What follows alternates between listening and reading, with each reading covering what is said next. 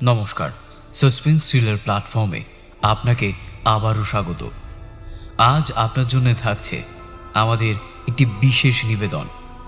আজ আপনি শুনবেন শঙ্কর্ষণ মজুমদারের কলমে নাগমণির সন্ধানে। আজকের গল্পের সূত্রধার ও গল্প পাঠে আমি লিও। বিভিন্ন চরিত্রে লিও, অরূপ, জয়শ্রী, শুভজিৎ, থিয়ল, জয়প্রকাশ, শ্রীতমা, স্নেহাঞ্জন। আমাদের অনেক দিনের পরিশ্রমের ফল আজ আপনারা শুনতে চলেছেন নাগমণির সন্ধানে। জানিয়ে রাখি, আজকের গল্পটি প্রাপ্তবয়স্কদের জন্য। শুনতে থাকুন আজকের আমাদের বিশেষ নিবেদন নাগমণির সন্ধানে।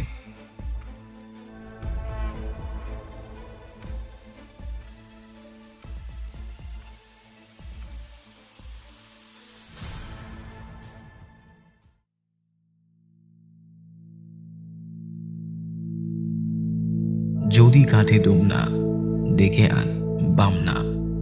মৃতদেহের দিকে একবার তাকিয়ে এই প্রচলিত প্রবাদটি মনে পড়ল ভবানী তান্ত্রিকের। ওর বুঝতে একটুকুও অসুবিধা হলো না যে এটা ডোমনা চিতি বা কালাত সাপের কামড়ের ফল। মনের মধ্যে আবার সেই পোকা কিলবিল করে উঠল ভবানী তান্ত্রিকের। সিদ্ধতান্ত্রিকও মা ছিন্নমস্তার কৃপায় কিছুরই অভাব নেই। ভূত, প্রেত, পিশাচ সব ওর আজ্ঞাবহ। কিন্তু তাতেও যেন ঠিক সন্তুষ্ট হতে পারছিল না। এখন এই মৃতদেহের দিকে তাকিয়ে ও পুরোপুরি তৃতীয় রিপুর বশীভূত হয়ে গেল। তন্ত্র চর্চা করলে সবাই কম বেশি অলৌকিক ক্ষমতার অধিকারী হয়, আর কিছু না পারলেও অন্তত মারণ উচাটনের মতন ক্ষমতা সব তান্ত্রিকেরই থাকে। কিন্তু ভবানী স্বয়ং মা ছিন্নমস্তার প্রসাদ ধন্য, মহাশক্তিশালী হওয়ার লক্ষ্যে আর নিজেকে সবার থেকে আলাদা করে প্রতিষ্ঠিত করার ইচ্ছে ওর বহুদিনের সুপ্ত ইচ্ছে ছিল মৃত সঞ্জীবনী শক্তি আয়ত্ত করা। এখন এই মৃতদেহ দেখে আবার সেই তীব্র ইচ্ছে তীব্র হতে শুরু করলো ওর। সাত পাঁচ ভাবতে ভাবতে ভবানী যেন নিজের মধ্যেই হারিয়ে গেছিল। সম্বিত ফিরল এক নারী কণ্ঠের আর্তনাদে।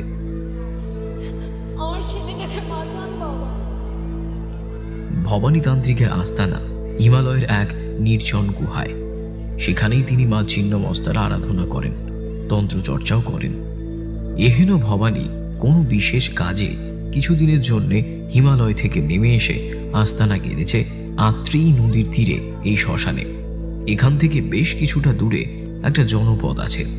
সেখানেই গতকাল রাতে একটি 12-13 বছর বয়সের ছেলেকে সাপে কামড়ায়। ওর বাবা মা প্রথমে বুঝতেই পারেনি যে সাপে কেটেছে। দুপুরের দিকে যখন ছেলের চোখের পাতা বুজে আসছিল, তখন সাপে কেটেছে সন্দেহ করে ওঝার কাছে নিয়ে যায়। কিন্তু শেষ রক্ষা হয়নি। গ্রামের এই অশিক্ষিত মানুষগুলোর কাছে ডাক্তারের থেকেও ওঝা বদ্যিতে ভরসা একটু বেশি। তাই ছেলের মৃতদেহ দাহ করতে এসেও তার মা শ্মশানে ভবানীকে দেখে তার পায়ের কাছে আঁচড়ে পড়েছে। কালাচকে এশিয়ার ভয়ঙ্করতম সরীসৃপ বললেও অত্যুক্তি হয় না, কারণ অন্যান্য বিষধর সাপ অনেক ড্রাই বাইট দেয়। মানে প্রায় 60 থেকে 70% ক্ষেত্রেই তারা কামড়ায়, কিন্তু বিষ ছড়ায় না। কিন্তু কালাজ কোনো ড্রাই বাইট দেয় না, কামড়ালে বিষ ছাড়বেই। আর এর বিষের মারণ ক্ষমতাও অন্যান্য সাপের থেকে অনেকটাই বেশি। কামড়ালে কোনো জ্বালা যন্ত্রণা হয় না বলে প্রথম দিকে বোঝাই যায় না যে সাপে কেটেছে। আক্ষরিক অর্থেই এক ছোবলে ছবি করে দেয়। ভবানীর পায়ের কাছে বাচ্চাটির মাকে এভাবে আছাড়ি পিছাড়ি খেতে দেখে অন্য শ্মশান যাত্রীরা শশব ব্যস্ত হয়ে উঠল। ছেলে শোকে একেবারে পাগল হয়ে গেছে গো বলে তারা ভবানীর কাছে ক্ষমা প্রার্থনা করে হতভাগিনী মাকে ভবানীর কাছ থেকে দূরে নিয়ে যেতে চাইল। সদ্য সন্তানহারা মায়ের কান্না দেখে হৃদয় আর্দ্র হবে না এমন পাষাণ দুনিয়ায় নেই। তাকে সান্ত্বনা দেবার মতো ভাষাও কারণ নেই। তাই ভবানী সেই চেষ্টাও করল না। সস্নেহে সেই হতভাগিনী জননীকে টেনে তুলে চোখের জল মুছিয়ে সেই জায়গা থেকে চলে এলো। এই ঘটনার পরের দিনই ভবানী সেই জায়গা থেকে যাত্রা করে নিজের আস্তানার দিকে। পুরোপুরিভাবে তৃতীয় রিপুর বশীভূত হয়ে যাওয়া ভবানী তখন মৃত সঞ্জীবনী শক্তির সন্ধান পাওয়াকেই জীবনের একমাত্র লক্ষ্য বলে স্থির করে। নিজের গুহায় ফিরেই আরাধ্যা দেবী বা ছিন্নমস্তার কঠোর সাধনায় বসল। দীর্ঘ সাধনার পরেও ফল না মেলায় ভবানী ঠিক করে আত্মাহুতি দেবে। কয়েকদিন পরেই কৌশিকী অমাবস্যা, তন্ত্র সাধকদের কাছে খুবই একটা ভালো দিন। ওই দিন মায়ের পুজোয় আহুতি দেবার পরে নিজের জীবনেরও আহুতি দিয়ে দেবে বলে স্থির করল ভবানী। ওঠ ভবানী, চোখ খুলে দেখ।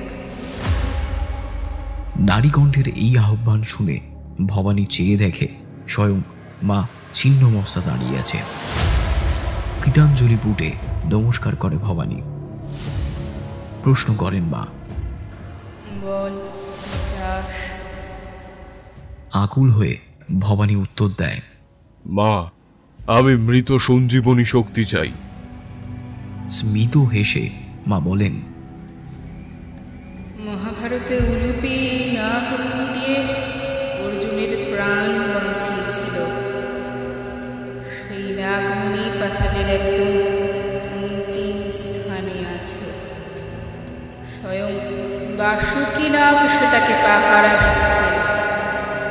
সেটা যদি তুই সংগ্রহ করতে পারিস, তাহলে মৃত সঞ্জীবনী শক্তি তুইও পাবি। ভবানী যেন নিজের কানকেও বিশ্বাস করতে পারছিল না। পাতাল লোক, এইসব তো শুধু গল্পেই শুনেছে। তাছাড়া বাসুকীনাগ তো মহাশক্তিশালী, কি করে জুঝবে ওর সাথে? মাথাটা কেমন যেন গুলিয়ে যেতে লাগলো ভবানী। ফ্যাল ফ্যাল করে চেয়ে থাকলো। অন্তর্যামী দেবী ভবানীর মানসিক অস্থিরতা বুঝতে পেরে স্মিত হাস্যে বলেন, আমি আমার খড়গ তোকে দিচ্ছি। এটা যতক্ষণ তোর হাতে থাকবে ততক্ষণ তুই অজেয়। আজ কৌশিকী অমাবস্যার রাতে আহুতি দেবার পরে তোকে আমি পাতালের রাস্তা দেখিয়ে দেব।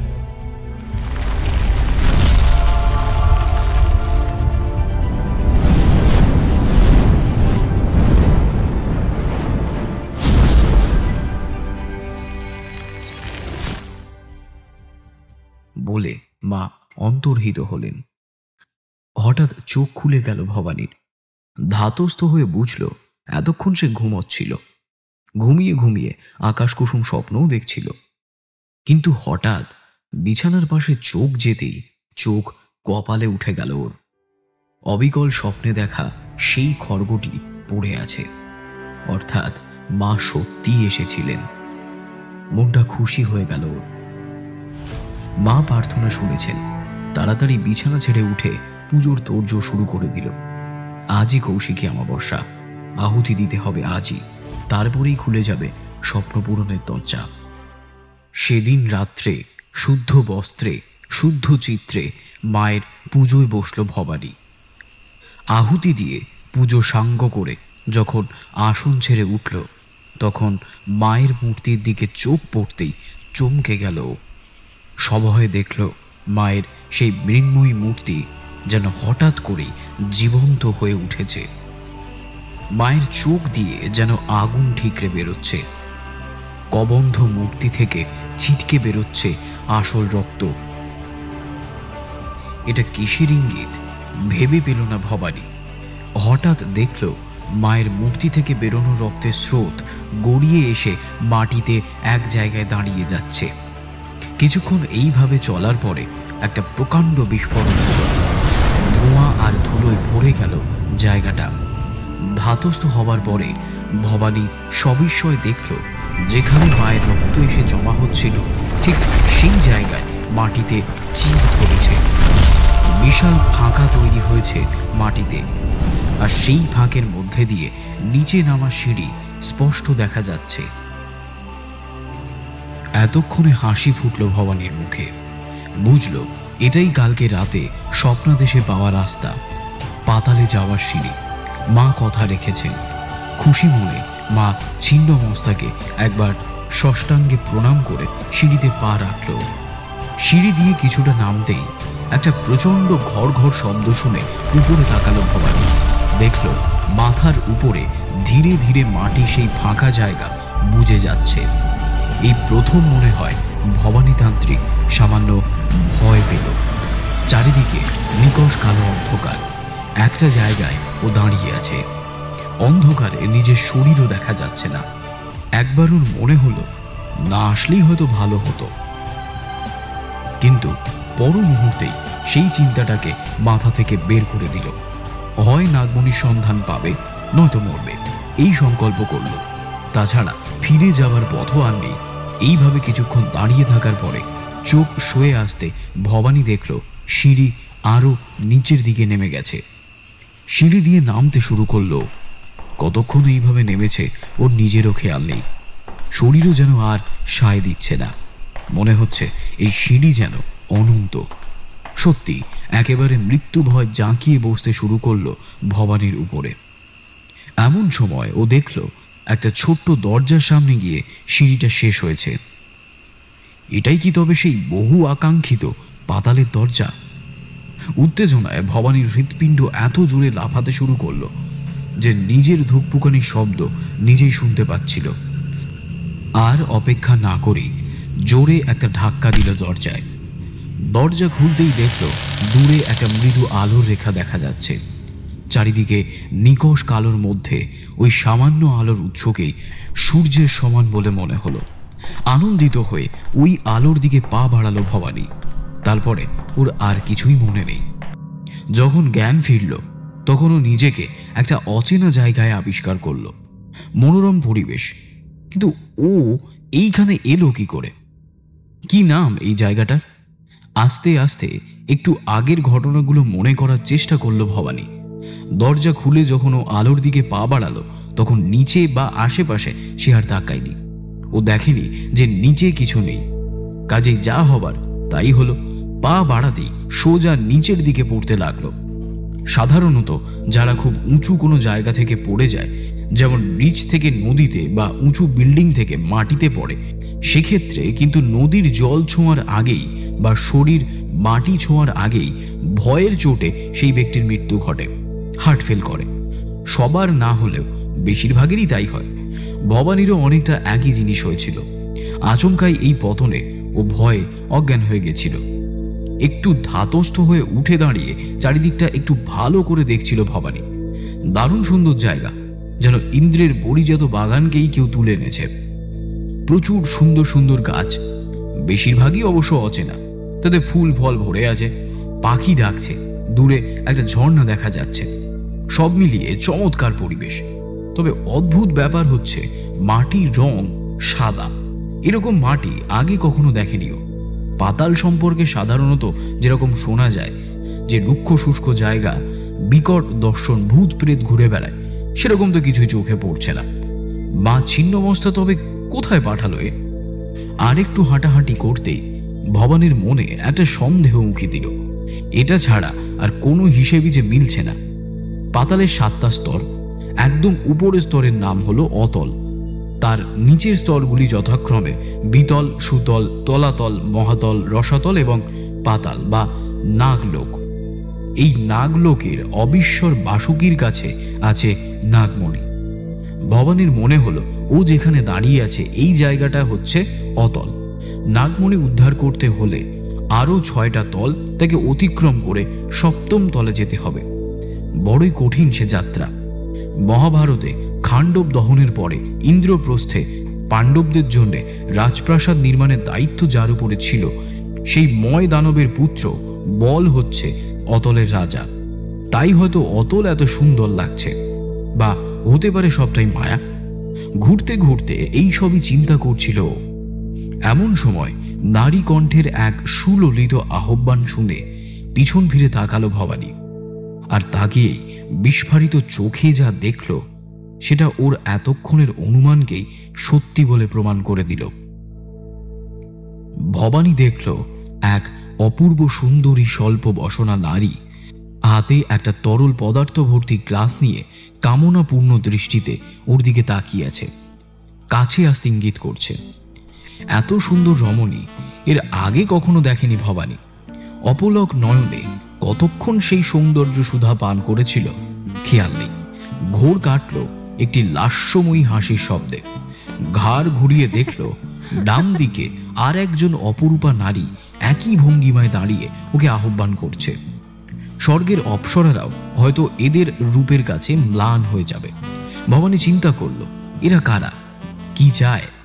এমনিতেই অতল রাজ বলের পিতা, ময় দানব মায়া বিদ্যায় নিপুণ। এটা তার রচিত কোনো মায়া নয় তো? নারীরূপ বড়ই ভয়ঙ্কর অস্ত্র। এই আগুনে কত মানুষ যে পুড়ে মরেছে হিসেব নেই। সাধারণ মানুষ তো বটেই, দেবতা, দানব, রাক্ষস, এমনকি বড় বড় মুনি ঋষিদেরও পদস্খলন হয়েছে এই ফাঁদে পড়ে। অপ্সরা ঘৃতাচকিকে দেখে নিজেকে দমন করতে পারেনি স্বয়ং ঋষি ভরদ্বাজ। সেখানে ভবানীতান্ত্রিক কোন ছাড়। এক মুহূর্তের জন্য মন উথাল পাথাল করে উঠলেও আবার পরক্ষণেই নিজেকে সামনে নিল ভবানী। স্বয়ং কামদেব আর দেবী রতি, যার পায়ের তলায় পিষ্ট হয়, সেই কামদলিনী দেবী ছিন্নমস্তার উপাসক হয়ে এইভাবে নিজের উপরে নিয়ন্ত্রণ হারানো মোটেই উচিত কাজ নয়। মনে মনে নিজেকে ধিক্কার দিল। তাছাড়া ও এই মুহূর্তে নাগমণি ছাড়া আর কোনো চিন্তাকেই মনের মধ্যে প্রশ্রয় দিতে নারাজ। তাই ওই দুই সুন্দরীকে উপেক্ষা করে অন্যদিকে হেঁটে যেতে উদ্যত হল। ভবানীর এহেন আচরণে খুবই অবাক হয়ে গেল ওই দুই নারী। এরকম সুযোগ পেয়েও যে পুরুষ উপেক্ষা করতে পারে তার তো স্বর্গে স্থান পাওয়ার কথা। নরকে আসা পাপী তাপীদের মধ্যেও যে এমন সংযম থাকতে পারে সেটা মনে হয় স্বপ্নেও ভাবেনি ওই দুই রহস্যময়ী। তবে কয়েক পা যেতেই আবার থমকে যেতে হলো ভবানীকে, কারণ ও দেখল দূর থেকে আর একজন স্বল্প বসনা সুন্দরী নারী লাস্যময়ী ভঙ্গিতে ওর দিকেই হেঁটে আসছে। ভ্রু কুঁচকে কিছুক্ষণ দাঁড়িয়ে থাকার পরে হাসি ফুটল ভবানীর মুখে। এতক্ষণে বুঝতে পারল এদের পরিচয়। আগেই বোঝা উচিত ছিল এরা হচ্ছে অতল রাজ বলের মুখ থেকে উৎপন্ন হওয়া তিন নারী, শৈরিনী, কামিনী আর পুষ্কালী। এদের কাজ হচ্ছে অতলে আসা অতিথিকে আপ্যায়ন করা। প্রথমে গ্লাস হাতে যে এসেছিল তার নাম কামিনী, দ্বিতীয় মেয়েটি শৈরিনী, আর সবশেষে যে উপস্থিত হয়েছে সে পুষ্কালী। এদের আপ্যায়নের ধরন খুব অদ্ভুত। লাস্যময়ী ভঙ্গিতে এসে তারা প্রথমে অতিথিকে উত্তেজক ও বলবর্ধক পানীয় খেতে দেয়, তারপর শারীরিক মিলনে আহ্বান করে। স্বাভাবিক কোনো পুরুষের পক্ষেই সেই আহ্বান অস্বীকার করা কার্যত অসম্ভব। এইভাবে অতিথি আপ্যায়ন করে। যতদূর সম্ভব অতিথির মনোরঞ্জন করে তারা সেই অতিথিকে পাঠিয়ে দেয় অন্য জায়গায়। ঠিক যেমন বলির আগে পাঠাকে খাতিরদারি করা হয়, এই ব্যাপারটাও ঠিক তেমনি। এই কথা মনে আসতেই হাসি ফুটল ভবানীর মুখে। না, নারী সঙ্গের কোনো টান অনুভব করছে না ও। ওর শুধু দরকার কামিনীর হাতে থাকা পানীয়। মহাভারতের এক জায়গায় উল্লেখ আছে, শকুনির পরামর্শে দুর্যোধন বিষ খাইয়ে ভীমকে নদীর জলে ফেলে দেয়। অচেতন ভীম নাগলোকে এসে পৌঁছালে সাপেরা তার শরীর থেকে বিষের প্রভাব দূর করে এবং ভীমকে এক আশ্চর্য পানীয় খেতে দেয়, যা খেয়ে ভীম অসীম বলশালী হয়ে ওঠে। সেই পানীয়ই কামিনীর হাতের গ্লাসে আছে। বাসুকী নাগের নির্দেশে অতল থেকেই এই আশ্চর্য পানীয় নিয়ে ভীমকে দেওয়া হয়। ভবানী তখন কামিনীর থেকে গ্লাস নিয়ে খেয়ে ফেলল সেই পানীয়। খেয়ে বেশ উৎফুল্ল অনুভব করল। যেমন তার স্বাদ তেমনি মিষ্টি গন্ধ। এত ভালো পানীয় আগে কখনো খায়নিও।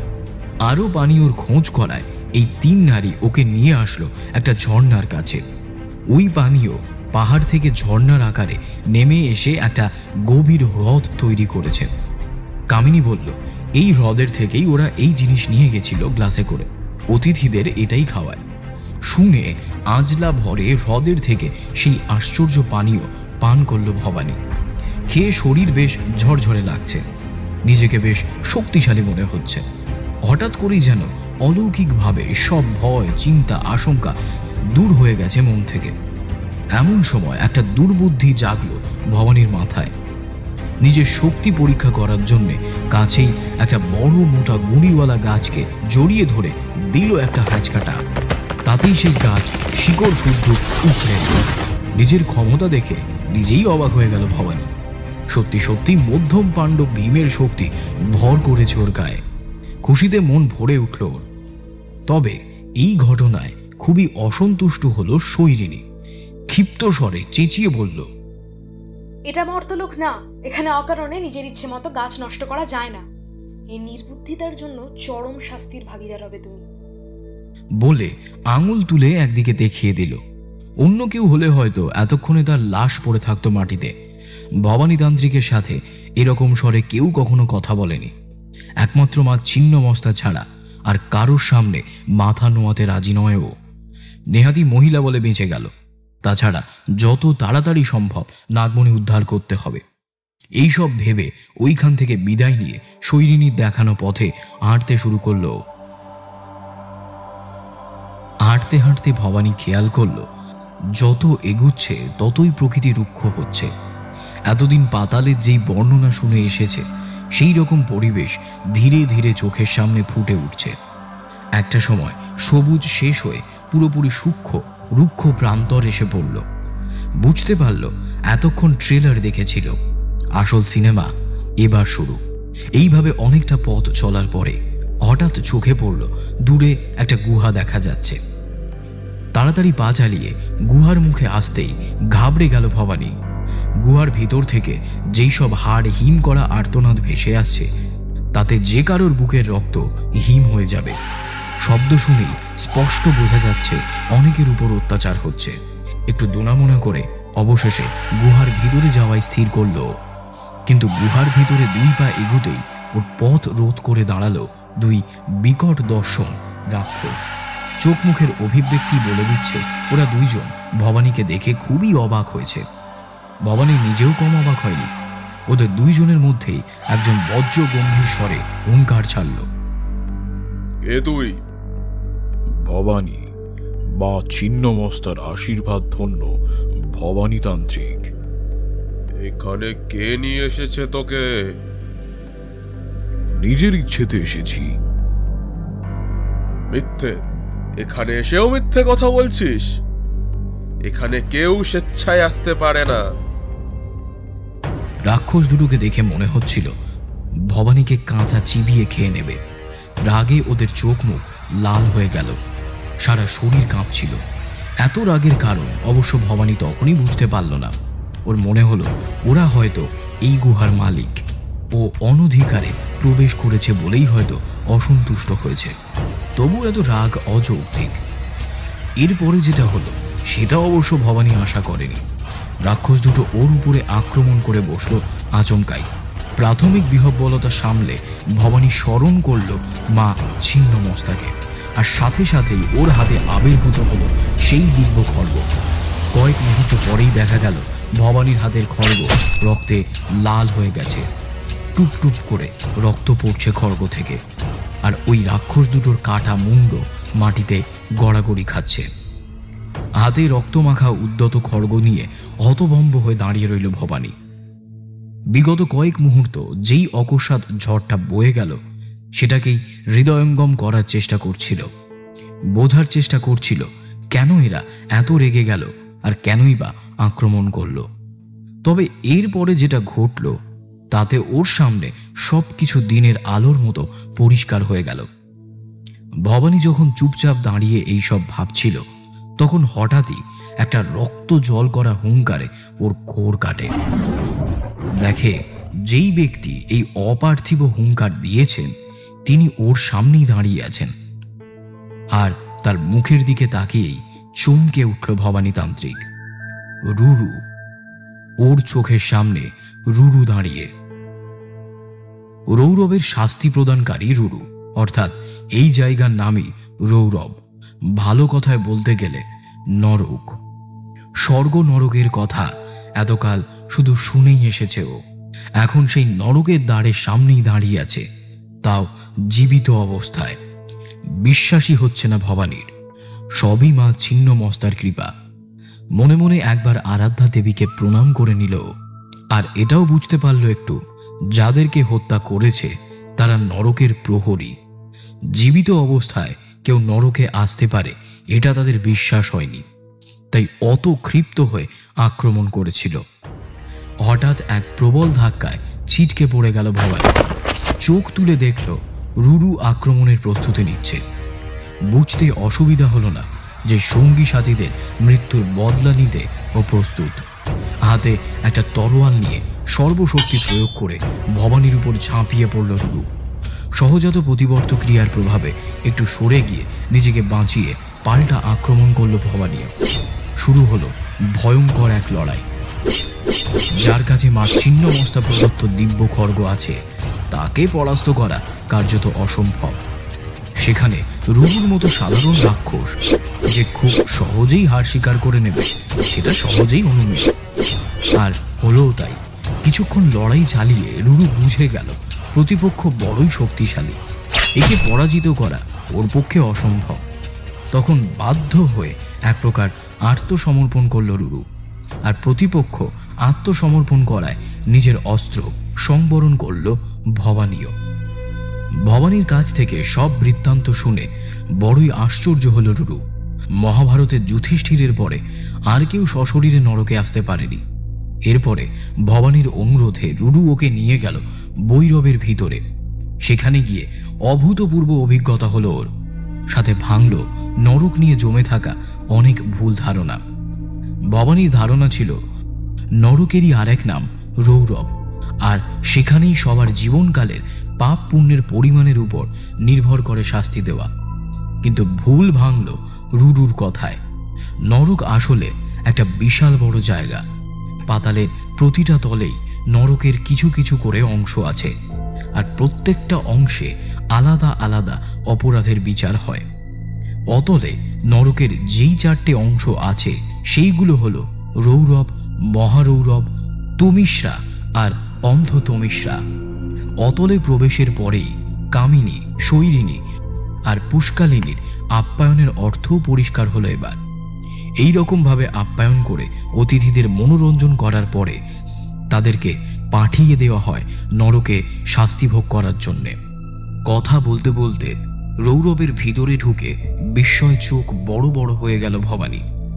দেখল অসংখ্য উনুন জ্বালানো আছে, তার উপরে বিশাল বিশাল ডেকচিতে জল ফুটছে, আর সেই ফুটন্ত জলের মধ্যে বসে তড়পাচ্ছে অসংখ্য জীবাত্মা। তাদের পরিত্রাহী চিৎকারে কানে তালা লেগে যাওয়ার জোগাড়। মর্তলোকে কৃত পাপে এইভাবে প্রায়শ্চিত্ত করছে তারা। রুরু জানালো, মর্তে যারা নিজের পরিবারকে ভালোবাসত না কিন্তু অন্যের প্রতি পরশ্রী কাতর ছিল তাদেরকে এখানে সাজা দেওয়া হয়। সাজার বহর দেখে ভবানী যেমন অবাক হলো তেমনি কষ্টও পেল। কি লাভ বেশি লোভ লালসা করে? ভবানীর অনুরোধে রুরু ওকে নিয়ে গেল অতলে অবস্থিত নরকের বাকি 3টে অংশে। যারা জীবদ্দশায় সবসময় অন্যের ক্ষতি করার চেষ্টা করে তাদের শাস্তি হয় মহারৌরবে। যারা অন্যের সম্পত্তি হরণ করেছে তাদের শাস্তি হয় তমিশ্রায়। আর যারা অন্যের স্ত্রী এবং সন্তানের সাথে বাজে ব্যবহার করেছে তাদের গন্তব্য হয় অন্ধ তমিশ্রা। সব দেখার পরে এত বিভৎসতা আর নিতে পারল না ভবানী। অস্বস্তি হতে লাগলো। নরক থেকে পরিত্রাণের আশায় অন্ধ তমিশ্রা থেকে বেরোতেই দেখল দূরে কালো মতন কিছু একটা দেখা যাচ্ছে, আর সেটা ক্রমশই কাছে আসছে। আরও কাছে আসতে স্পষ্ট হলো স্বয়ং অতলের রাজা বল ঘোড়া ছুটিয়ে আসছেন। দেখেই বোঝা যাচ্ছে তিনি ভীষণ ক্রুদ্ধ। কাছে এসেই ভবানীকে লক্ষ্য করে তিনি হুঙ্কার দিলেন, তুই সেই দুরাচারী যে নরকে এসেও মর্তলোকের ভাব পরিত্যাগ করতে পারিসনি। এত সাহস তোর, আমার বাগানের গাছ তুই নষ্ট করিস, তোর শাস্তি অবশ্যই প্রাপ্য। বলে তলোয়ার হাতে ঘোড়া থেকে নেমে ভবানীকে হত্যা করার উদ্যত হলো বল। ভবানী বুঝতে পারল শক্তি পরীক্ষার জন্যে খেলার ছলে গাছ তুলে ফেলার পরিণাম এটা। রাজার আক্রমণ প্রতিহত করার জন্যে ও হাতে তুলে নিল মায়ের দেওয়া সেই দিব্য খড়গ। দুজনের মুখোমুখি সংঘর্ষ অনিবার্য। এমন সময় আসরে নামল রুরু। রাজা বল এতক্ষণে উত্তেজনা আর ক্রোধের বশে রুরুকে লক্ষ্য করেনি। এতক্ষণে নজরে পড়তে একটু ধাতস্থ হলেন। রুরুর থেকে সব শোনার পরে ক্রোধ প্রশমিত হল রাজা বলের। ভবানীর দিকে চেয়ে তিনি বললেন, আজ পর্যন্ত এরকম দুঃসাহসিক অভিযান আমি অন্তত কাউকে করতে দেখিনি। নাগবংশীয় ছাড়া আর কারোর ওই মণির আশেপাশে যাওয়ার পর্যন্ত অধিকার নেই। মনে রেখো, এর পরের স্তরগুলো আরো ভয়াবহ এবং অগম্য। এরপরে রুরুকে পরের স্তর বিতলে ভবানীকে পৌঁছে দেওয়ার নির্দেশ দিয়ে বল প্রস্থান করলেন। সংঘর্ষ থামিয়ে দেওয়ার জন্য রুরুকে ধন্যবাদ জানালো ভবানী। বল চলে যাবার পর রুরু ভবানীর ডান হাত ধরে বলল, চোখ বন্ধ করুন। চোখ বন্ধ করতেই ভবানী পতনের অনুভব করতে লাগলো। বুঝতে পারল দ্রুত বেগে নিচের দিকে পড়ছে সে। তবে এক হাত রুরু শক্ত করে ধরে থাকায় আগের মতন আর ভয় লাগতো না।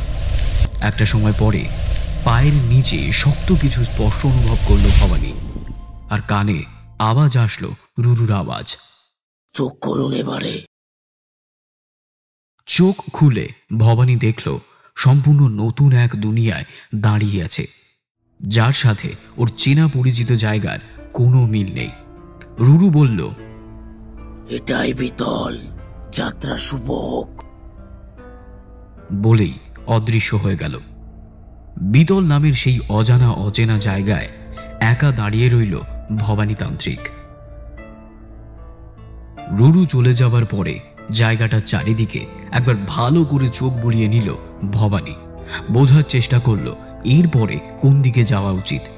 এমনিতেই এখানে গাছপালার পরিমাণ একটু কম। তার মাঝে ও আবিষ্কার করল একটু দূরে একটা বাগান মতন দেখা যাচ্ছে। আপাতত ওইখানেই যাওয়াই ঠিক করল সে। বাগানে পৌঁছে বেশ খুশি হয় ভবানী। ফুলে ফলে ভরা গাছপালা এখানে প্রচুর আছে। এমনিতেই অতলে অত যুদ্ধ করার পরে খিদেও ভালোই পেয়েছিল, তাই আর সময় নষ্ট না করে উদয়পূর্তির দিকে নজর দিল। ভোজন পর্ব শেষ হবার পরে একটা গাছের নিচে শুয়ে ও ভাবতে থাকে এই জনহীন প্রান্তরে এবারে কোন দিকে যাবে। অতলে আপ্যায়নের জন্য কামিনী, শৈরিনী আর পুষ্কালি এসেছিল। এখানে সেরকম কাউকে দেখা যাচ্ছে না। নির্জন একটা জায়গা। এমনিতেই যুদ্ধ করে শরীর ক্লান্ত ছিল, তার উপরে ভর পেট সুস্বাদু ফল খেয়েছে। এই দুইয়ের প্রভাবে কখন যে নিদ্রাদেবী এসে দুই চোখের উপরে জাদু কাঠি বুলিয়ে গেল টের পায়নি ভবানী। কতক্ষণ ঘুমিয়েছিল খেয়াল নেই ভবানী।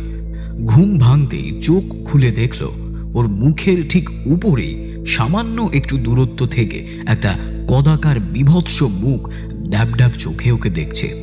ধর্মর করে উঠে বসে চোখ কচলে ভালো করে তাকালো। দেখল একটা বিকট দর্শন প্রেত ওর দিকে চেয়ে আছে। একটু অবাক হয়ে উঠে দাঁড়িয়ে চারিদিকে চোখ বুলিয়ে নিল ভবানী। দেখল ওই রকম প্রেত অসংখ্য ওখানে উপস্থিত হয়েছে। ভবানী নিজে একজন সিদ্ধতান্ত্রিক। ভূত, প্রেত, পিশাচ, অশরীরী ইত্যাদি সব রকম অপদেবতাকেই ও অনায়াসে পরাজিত করতে পারে। আর সেই জন্যে মা ছিন্নমস্তার দেওয়া খড়গেরও দরকার হবে না। তবে আপাতত ঝামেলা না করে এদের কাছ থেকে সুতলের পথ জেনে নেওয়াই বুদ্ধিমানের কাজ বলে মনে করল সে। এই নির্জন জায়গায় প্রেতের দর্শন পাওয়াটাকে ভগবানের আশীর্বাদ হিসেবে মনে করল ভবানী। তবে মানুষ ভাবে এক আর হয় আর এক। এখানেও তাই হলো। প্রেতগুলো ভবানীকে মোটেই ভালোভাবে মেনে নিল না। আচমকাই আক্রমণ করে বসল। অকস্মাৎ এই আচরণে একটু হতবুদ্ধি হয়ে গেলেও সঙ্গে সঙ্গে নিজেকে সামলে নিয়ে পাল্টা আক্রমণ করল ভবানীও। তাড়াতাড়ি গাত্রবন্ধন করে উচ্চারণ করল প্রেতাগ্নি মন্ত্র। আর মন্ত্রোচ্চারণ শেষ হবার সাথে সাথেই ওখানে জ্বলে উঠল আগুন। ভূত প্রেতের কাছে সাক্ষাৎ যমদণ্ডের ন্যায় এই প্রেতাগ্নি মন্ত্র প্রয়োগ করলে আগুন জ্বলে ওঠে। আর সেই আগুনে ঝাঁপিয়ে পড়ে আত্মহুতি দিতে থাকে অশরীরীর দল। যতক্ষণ না তান্ত্রিক পাল্টা নির্বাপন মন্ত্র প্রয়োগ না করে আগুন নেভাবে, ততক্ষণ পর্যন্ত এই মারণযজ্ঞ চলতেই থাকে। খুব উচ্চমানের তান্ত্রিক ছাড়া এই মহাসংহারক মন্ত্রের প্রয়োগ কেউ জানে না। আর ভবানী সেই বিরল তান্ত্রিকদের মধ্যেই একজন। এদিকে ভবানীকে আক্রমণ করতে উদ্যত প্রেতগুলোর মধ্যে ততক্ষণে চাঞ্চল্য পড়ে গেছে। ওরা নিজেরাও খুব সম্ভবত ভাবেনি এরকম ঘটনা ঘটতে পারে। প্রেতাগ্নি মন্ত্রের প্রভাবে জ্বলে ওঠা অগ্নিকুণ্ডে ততক্ষণে ঝাঁপ দিতে শুরু করেছে প্রেতের দল। মনে হচ্ছে যেন অদৃশ্য কোনো শক্তিকে জোর করে আগুনের মধ্যে ঠেলে দিচ্ছে, আর অসহায় প্রেতকুলের আর্ত চিৎকারে কেঁপে উঠেছে চারিদিক। এতক্ষণ যারা মারমুখী ছিল তারাই এখন ভবানীর পায়ের কাছে পড়ে ক্ষমা ভিক্ষা চাইতে লাগলো। এতগুলো প্রেতে কিছুক্ষণের মধ্যে সিংহ থেকে কেঁচোতে রূপান্তরিত হওয়াটা বেশ উপভোগ করলো ভবানী। অবশেষে ওদের কাকুতি মিনতিতে নির্বাপন মন্ত্র প্রয়োগ করে অবশিষ্ট প্রেতদের রক্ষা করল ভবানী। আগুন নিভে যাওয়ায় প্রেতকুল ভবানীকে যেন পুজো করতে শুরু করল। জয় হর ভব, জয় ভবানী ধ্বনিতে মুখরিত হয়ে উঠল চারিদিক। এতক্ষণ সবই ঠিকঠাক চলছিল, কিন্তু জয় ভবানী ধ্বনি শুনে বড়ই অবাক হলো ভবানী। এই প্রেতদের কাছে এখনো পর্যন্ত ও নিজের পরিচয় দেয়নি, আর এই প্রেতকুল অন্তর্যামীও নয়, তাহলে ওর নাম জানল কি করে? বড়ই আশ্চর্য হয়ে ভবানী ওদেরকে জিজ্ঞেস করল ওরা কার নামে জয়ধ্বনি দিচ্ছে। হর ভব আর ভবানী কে? প্রশ্ন শুনে আচমকাই থেমে গেল সব শোরগোল, যেন পিন পড়লেও তার শব্দ শোনা যাবে না। ভবানী আর প্রেতের দল উভয় পক্ষের তখন চোখে মুখে সংশয় ফুটে উঠেছে। বেশ বুঝতে পারছে কিছু একটা গন্ডগোল হয়েছে। এর মধ্যেই সাহস করে একটি নেতা গোছের প্রেত অবাক হয়ে ভবানীকে জিজ্ঞেস করে, আপনি ভগবান হর বা ভবতার অনুচর নন? ততোধিক অবাক হয়ে ভবানী উত্তর দেয়, না। তবে আপনি কে? এত শক্তি কোথায় পেলেন? জিজ্ঞেস করে সেই প্রেত।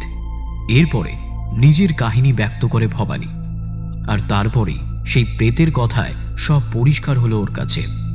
বিতলের অধীশ্বরী হচ্ছেন ভগবান হর ভব, তার স্ত্রীর নাম ভবানী। ভগবান হর ভব এবং তার অনুচরদের মধ্যে প্রেতেদের সম্পর্ক মোটেই ভালো নয়। ভবানী তান্ত্রিকের শক্তির পরিচয় পেয়ে তাই প্রেতের দল ওকে ভগবানের অনুচর ভেবেছিল, আর প্রাণ বাঁচানোর জন্য অনিচ্ছা সত্ত্বেও বাধ্য হয়ে তাদের নামে জয়ধ্বনি দিচ্ছিল। ভবানীর আগমনের উদ্দেশ্য শুনে প্রেতের দল খুব অবাক হয়ে গেছিল, কিন্তু ওকে আর কাঁটাতে সাহস পেল না। অবশেষে ভবানীর অনুরোধে সেই নেতা গোছের প্রেত ওকে নিজের ঘাড়ে করে একটি জায়গায় পৌঁছে দিয়ে বলে, এর বেশি আমাদের যাবার অনুমতি নেই, তাহলে ভগবান হরভব আর তার অনুচরেরা আমাদের মেরে ফেলবে। বলে আঙুল দিয়ে একটা নির্দিষ্ট দিক দেখিয়ে সেই দিকে যাওয়ার নির্দেশ দিয়ে সেই প্রেত চলে গেল। যেখানে ওই প্রেত নামিয়ে দিয়ে গেল তার একটু দূর থেকেই শুরু হচ্ছে এক অদ্ভুত জায়গা, যেখানে জায়গায় জায়গায় মাটির রং হলুদ। গাঢ় হলুদ নয়, তবে হালকা হলুদ ছাপ বোঝা যাচ্ছে। এই পুরো জায়গায় মাটির নিচে আছে সোনার খনি, আর এই সমগ্র সোনার খনির এলাকার মালিক হরভব। এই মালিকানা নিয়েই প্রেতদের সঙ্গে হরভবের ঝামেলা। হরভব এবং তার অনুচররা এই জায়গায় প্রেতদেরকে আসতে দেয় না, তাই ভবানীকে নিয়ে আসা সেই প্রেত এই জায়গা থেকে কিছু দূরে নামিয়ে দিয়ে চলে গেল। প্রেতের দেখানো দিকে হাঁটতে শুরু করলো ভবানী। অনেকটা হেঁটে আসার পরে ও বুঝতে পারল বাতাসের বেগ ধীরে ধীরে তীব্র হচ্ছে। ঝড়ের কোনো পূর্বাভাস দেখা যাচ্ছে না, শুধু স্বাভাবিকের থেকে জোরে বাতাস বইছে। সেই সাথে একটা কটু গন্ধ পাওয়া যাচ্ছে। যত এগোচ্ছে ততই বাতাসের জোর বাড়ছে, সেই সাথে সমান তালে বাড়ছে কটু গন্ধ।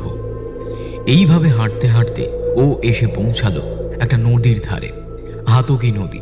এই নদী হচ্ছে এতক্ষণ ধরে পাওয়া সেই কটু গন্ধের উৎস।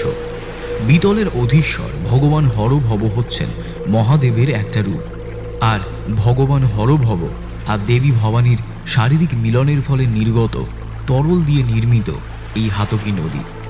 এই নদী দিয়ে প্রবাহিত তরলের সাথে আগুনের সংস্পর্শে সোনা তৈরি হয়। প্রেতের কাছ থেকে শোনা এই তথ্যের সত্যতা যাচাই করতে ভবানী নিজের ডান হাতের উপরে মন্ত্র বলে সৃষ্টি করল একটা ছোট্ট অগ্নিকুণ্ড। তারপর সেই হাত নদীতে ডোবাতেই তীক্ষ্ণ শীষের মতো একটা শব্দ হলো, আর ভবানী সবিস্ময় দেখল ওর হাতের আগুন নিভে গেছে। সেই জায়গায় দেখা যাচ্ছে এক তাল সোনা। এত অবাক মনে হয় ভবানী আগে কখনো হয়নি।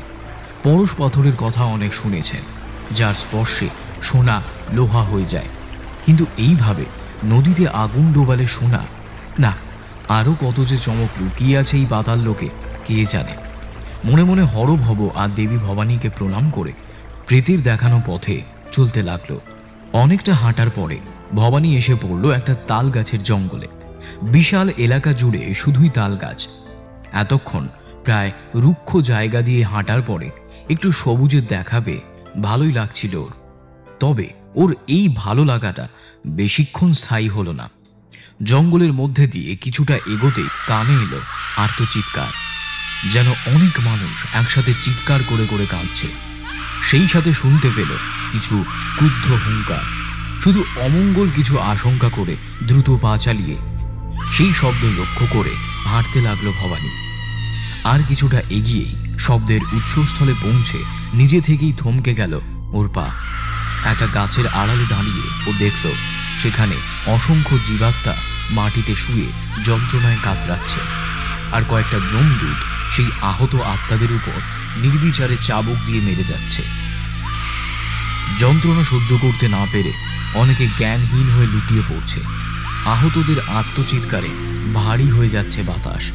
তাও যমদূতের নির্দয় প্রহার থামছে না।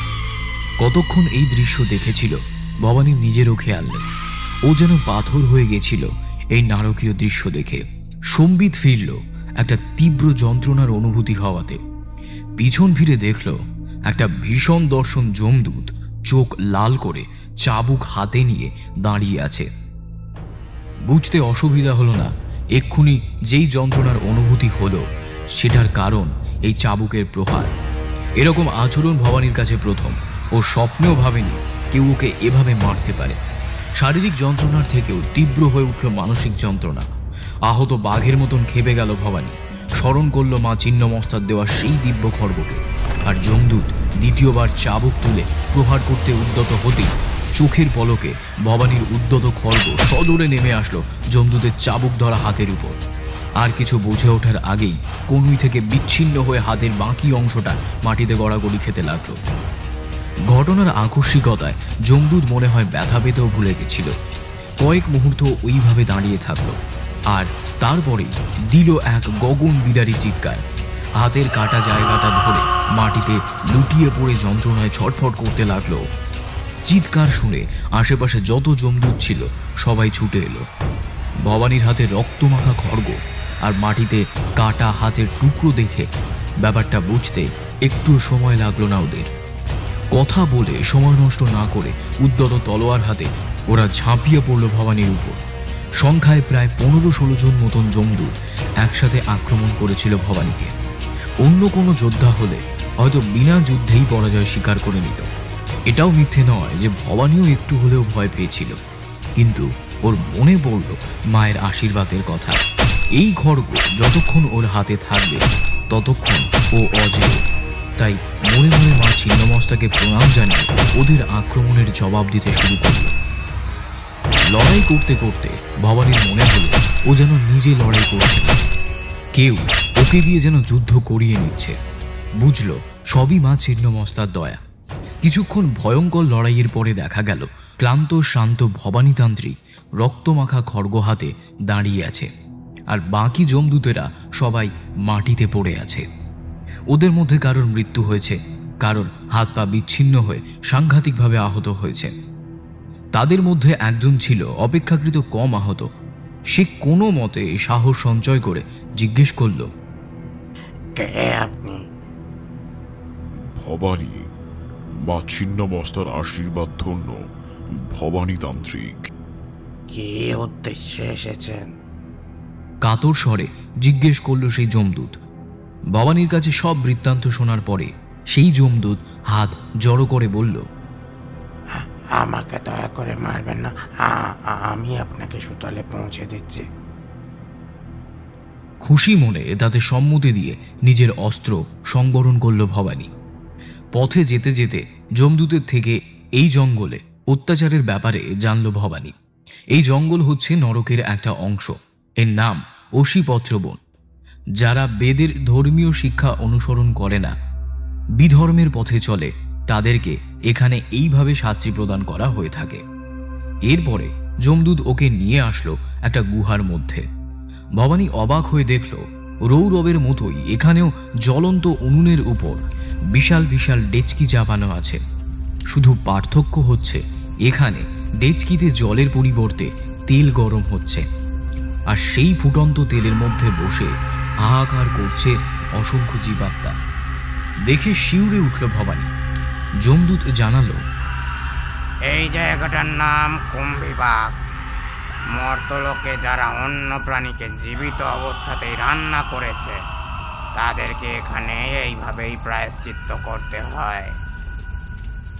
গুহা পার হয়ে আরো অনেকটা পথ যাবার পরে ওরা দেখল উন্মুক্ত প্রান্তরেই অনেকগুলো উনুন জ্বালিয়ে প্রত্যেকটার উপরে বিশাল ডেচকিতে অসংখ্য জীবাত্মাকে পোড়ানো হচ্ছে।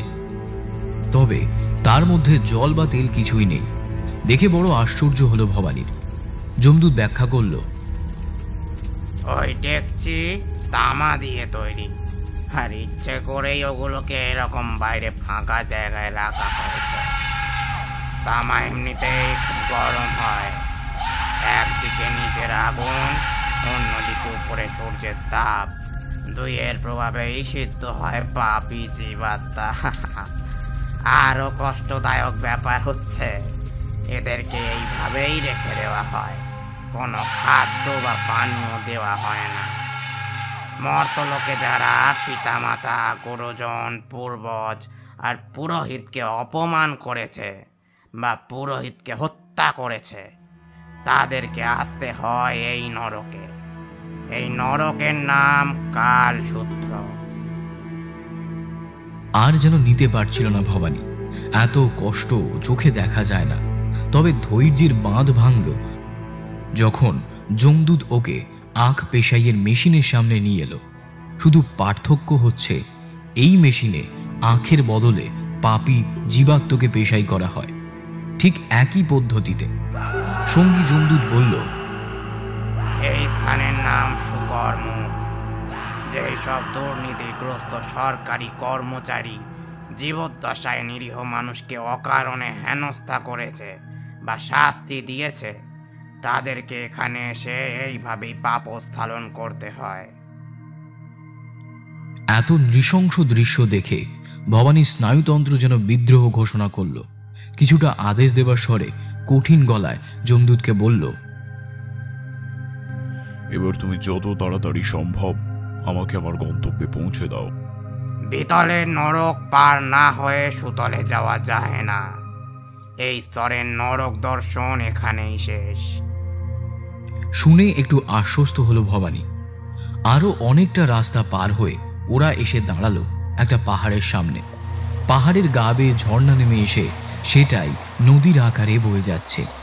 যমদূত বলল, এটাই হাতকি নদী।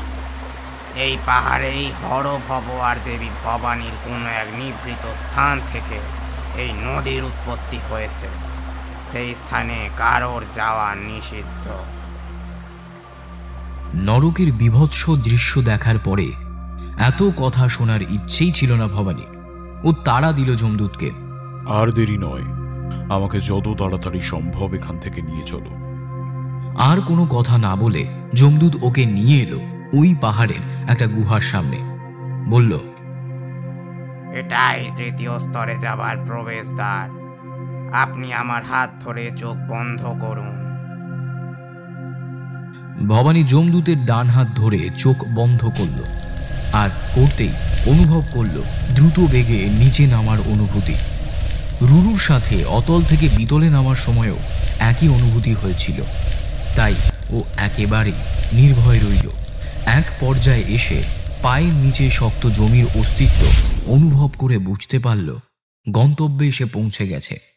ও চোখ খুলতেই যমদূত ওকে বলল, এই দেখুন, এটাই সুতল। পাতালের 3য় স্তর। বলে একটু থেমে আরো যোগ করল, আমি জানি আপনি খুবই শক্তিশালী, কিন্তু এই স্তরে আপনার শক্তি কোনো কাজে আসবে না। এতক্ষণ সহজ জায়গার উপর দিয়ে এসেছেন, আপনার আসল যাত্রা এখান থেকেই শুরু হবে। যমদূতের কথায় মাথা মুন্ডু বুঝতে না পেরে হাঁ করে ওর মুখের দিকে চেয়ে থাকলো ভবানী। সেই সাথে খুব রাগও হলো এটা শুনে যে ওর শক্তি কাজ করবে না। মা ছিন্নমস্তার আশীর্বাদ কখনো ব্যর্থ হতে পারে না। ইচ্ছে করছিল ওখানেই যমদূতের ইহলীলা সাঙ্গ করে দেবে। অতি কষ্টে নিজেকে সামলিয়ে ভবানী বলল, ঠিক বুঝলাম না। স্মিত হেসে দূরে একটা প্রাসাদের দিকে আঙুল দেখিয়ে দিল যমদূত। ওখানে যান, সব বুঝে যাবেন। পাতালে পরবর্তী স্তরে যেতে হলে আপনাকে ওই প্রাসাদে যেতেই হবে। এই বলে যমদূত বিদায় নিল। যমদূত চলে যাওয়ার পরে ভালো করে জায়গাটা একবার দেখে নিল ভবানী। খুব সুন্দর জায়গা, অতলের থেকেও ভালো। স্বর্গের নন্দন কাননও হয়তো হার মেনে যাবে এখানকার সৌন্দর্যে। দূর থেকেই কিছুক্ষণ প্রাসাদটাকে ভালো করে নিরীক্ষণ করে নিল ভবানী। খুব সুন্দর প্রাসাদ, তবে কি এমন আছে যে মা ছিন্নমস্তার আশীর্বাদ কাজ করবে না? এই ভেবে ভবানী হাঁটা দিল প্রাসাদের দিকে। প্রাসাদের মুখ্য দ্বারের সামনে এসে কাউকেই দেখতে পেল না ও। একটু অবাকই হলো, এরকম আবার হয় নাকি? এত বড় প্রাসাদে কোনো নিরাপত্তারক্ষী নেই, আর পাতালে এত বড় প্রাসাদই বা কার? এইসব সাতপাঁচ ভাবতে ভাবতে একটু অন্য মনস্ক হয়েই প্রাসাদে ঢুকতে উদ্যত হলো ভবানী। আর চৌকাঠ পেরোনো মাত্রই একটা প্রচণ্ড ধাক্কায় 20 হাত দূরে ছিটকে পড়ল ভবানী। মনে হলো যেন বিদ্যুৎ স্পৃশ্য হলো ওর শরীর। যন্ত্রণায় কোকিয়ে উঠল। নরকে আসা থেকে এই পর্যন্ত এই রকম আচমকা আক্রমণের শিকার অনেক হয়েছে, তবে এত তীব্র আক্রমণ এই প্রথম। তাই মাটিতে পড়ে যেতেই ও স্মরণ করল দিব্য খড়গকে, আর সাথে সাথে ওর হাতে আবির্ভূত হলো খড়গ। ওই অবস্থায় যে কোনো শত্রু ওকে আক্রমণ করলে সাথে সাথে ভবলীলা সাঙ্গ হয়ে যেত তার। কিন্তু না, সেরকম কিছুই হলো না। কেউই ওকে আক্রমণ করলো না। অবাক হয়ে মুখ তুলে তাকাতেই দেখল মাথার পেছনে টিক্কি, কপালে তিলক, এক হাতে কমণ্ডলু আর এক হাতে একটা অদ্ভুত দর্শন ছাতা নিয়ে একটা বাচ্চা দাঁড়িয়ে আছে। ভালো করে দেখল ভবানী, বাচ্চা না, পূর্ণবয়স্ক একটা মানুষ, একটা বামন দাঁড়িয়ে আছে। বুঝতে অসুবিধা হলো না একটু আগে ইনিই ধাক্কা মেরে ভবানীকে ফেলে দিয়েছেন। ভবানী বিস্ফারিত চোখে তাকিয়ে থাকলো সেই বেঁটে খাটো চেহারার প্রহরীর দিকে। আচমকাই হাত থেকে খড়গ পড়ে গেল ওর। নিজের অজান্তেই ওর হাত দুটো বুকের কাছে এসে প্রণাম ভঙ্গিতে জড়ো হয়ে গেল। মুখ ফুটে অস্ফুটে বেরিয়ে আসলো মাত্র দুটো শব্দ, বামন অবতার। ভবানীর যেন নিজের চোখকেই বিশ্বাস হচ্ছিল না। নিজের গায়ে চিমটি কেটে চোখ কচলে আর একবার দেখল, না, সামনের দৃশ্যের কোনো পরিবর্তন হচ্ছে না। প্রথমে যাকে দেখেছে এখনো তাকেই দেখছে। ভগবান শ্রী বিষ্ণুর পঞ্চম অবতার, ছত্রধারী বামন অবতার। হিরণ্যকশিপু প্রপৌত্র, প্রহ্লাদের পৌত্র, বিরোচন পুত্র মহারাজ বলি যখন ইন্দ্রত্ব লাভের আশায় যজ্ঞ করছিলেন, তখন স্বয়ং ভগবান বিষ্ণু স্বর্গলোক এবং পুরন্দরকে রক্ষা করার জন্যে বামনের রূপ নিয়ে এসে বলির কাছে 3 পদ ভূমি চান। সেই সময় বিষ্ণুর পায়ের চাপে বলি পাতালে চলে যায়। তবে অসুর হলেও বলি ছিলেন পরম বিষ্ণু ভক্ত। তাই এই ঘটনার পরে বিষ্ণু তার পরম ভক্তকে পাতালের 3য় স্তর সুতলের রাজা বানিয়ে দেয় এবং প্রতিশ্রুতি দেন তিনি নিজে থাকবেন বলির প্রাসাদের দ্বাররক্ষী হিসেবে। পুরো ব্যাপারটা ভবানী এবারে পরিষ্কার বুঝতে পারল। সেই মহারাজ বলির প্রাসাদের সামনেই এখন ও দাঁড়িয়ে আছে, আর বিনা অনুমতিতে প্রবেশের অপরাধে দ্বাররক্ষী হিসেবে নিযুক্ত বামন অবতার রূপী ভগবান বিষ্ণু ওকে বাধা দেয়। যমদূতের কথার অর্থ এখন ওর বোধগম্য হলো। সত্যিই তো, কোন শক্তি আছে যে ত্রিভুবনের অধীশ্বরের সামনে টিকে থাকতে পারে? সেখানে ভবানীতান্ত্রিক কোন ছাড়? কে তুই? কার অনুমতিতে এখানে এসেছিস? কি চাই তোর? ভগবানের মুখ থেকে যেন মেঘের গর্জন হলো। ভবানী লোভী, উচ্চাকাঙ্ক্ষী এবং খুবই ধূর্ত প্রকৃতির হলেও সে যে মা ছিন্নমস্তার একনিষ্ঠ সাধক, সব জায়গায় শক্তি প্রয়োগ করে বা ছলনার আশ্রয় নিয়ে যে উপকার হয় না সেটাও ভালোই বোঝে। যেখানে শক্তি কাজ করে না সেখানে ভক্তি একমাত্র পথ। তাছাড়া এমনই ঔদ্ধত স্বভাবের হলেও ভগবানের সামনে মাথা নোয়াতে কোনো আপত্তি নেই ওর। তাই ও ঠিক করল অন্তর্যামী ভগবানের সামনে সব সত্যি কথা বলবে, তাতে যা হয় হবে। যদি একান্তই ঢুকতে না দেয় তাহলে এখানেই আত্মহুতি দেবে। মনে মনে এই সংকল্প করে নিজের অস্ত্র সংবরণ করে ভগবানকে সাষ্টাঙ্গে প্রণাম করে উঠে দাঁড়ালো ভবানী। পরে মাথা নিচু করে ধীরে ধীরে সব ঘটনা ও ব্যক্ত করে। ওর পরিচয়, ওর আসার উদ্দেশ্য কিছুই বাদ দেয় না। এমনকি একটু আগের যমদূতের সাবধানবাণীর কথাও জানাতে ভোলে না।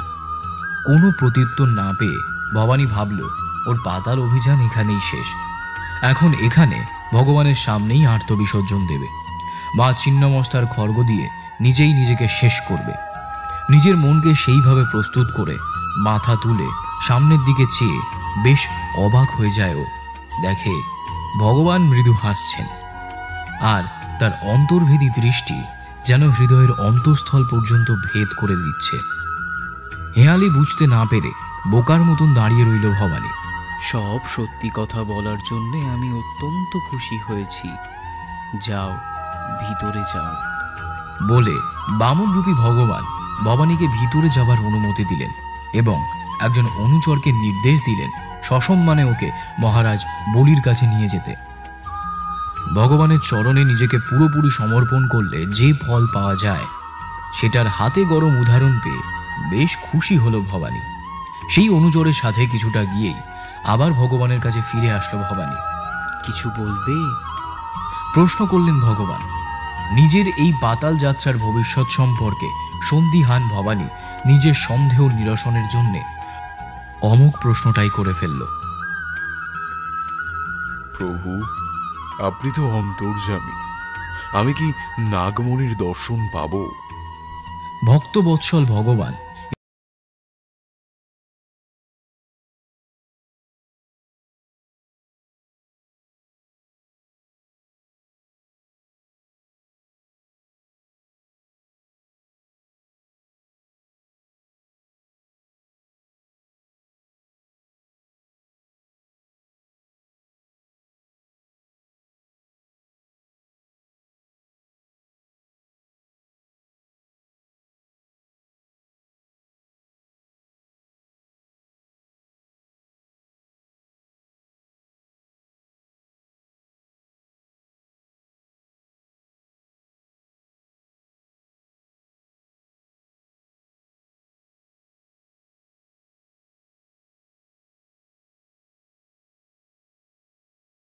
সৌন্দর্যে ভরপুর।